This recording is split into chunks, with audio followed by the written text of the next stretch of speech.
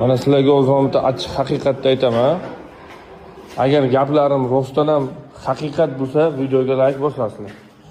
Buni biz shogird ishlatamiz, shogirdlarning qo'lini to'g'ri qilamiz, ishlaydi, maktab payti ishlaydi, maktabdan keyin kelib ishlaydi, hunarni o'rganadi-da. Endi mana maktabni bitirgandan keyin endi mana yelkamizga avtob tiydi, vaqtliroqdan kelayotgan, ishni qilayotgan desa, kollej degan narsa boshlanadi. Mayli, hay davlatimiz chiqargan qonunni majburiy ta'lim kollejga ham boradi. Endi mana kollejni bitirdi.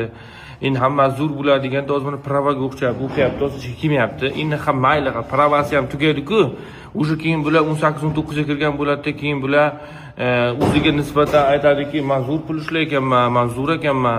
Endi men o'zim ham pul topaman deydi, keyin ular addinni bo'lgisi keladi. Keyin ustozlar nima qiladi? Ustozlar kayf qilib ulardan foydalanolmadi. Ertalabdan kechgacha ular ishlashini xohlardi. To'g'ri, ularni shogirdlarga qo'liga pul beramiz, lekin biz ham o'sha o'zimiz ekkan daraxtni mevasidan yeyishga haqqimiz bor-ku. Undan keyin ular nidovolni bo'ladi. Keyin ustoz aytadi, hali chiqma deydi, ketaman deydi, keyin urushadi, norozichilik bo'ladi. Keyin ustoz va o'sha shogird o'rtasida bir-biriga nisbatan yaxshi fikrlar bo'lmaydi-da, keyin yuraveradi, ishim ushlamayapti, qilgan mashinam palonday bo'ldi deb. Bilmaydi ustozni rozi qilib qo'ymagan.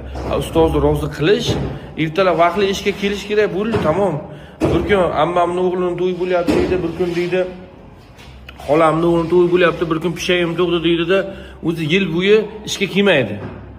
Endi yelkamizga avtob deydi, mana shogirdlarimiz maktab bitirdi degan payt ishga kech keladi. Nima bo'ladi keyin?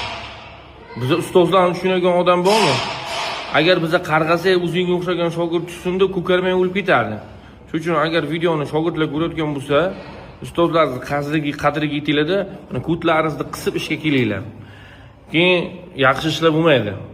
Biz sizlardan rozi bo'lmaymiz keyin. Bizlarni rozi qila olmasanglar, ustozlarni rozi qila olmasanglar, sizlar ko'zlagan maqsadlaringizga yeta olmaysizlar.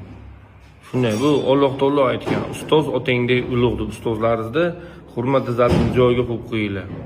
Sog' bo'linglar qarindoshlar. Bugun shunaqa voqea bo'lganligi uchun sizlarga video murojaat bilan chiqdim.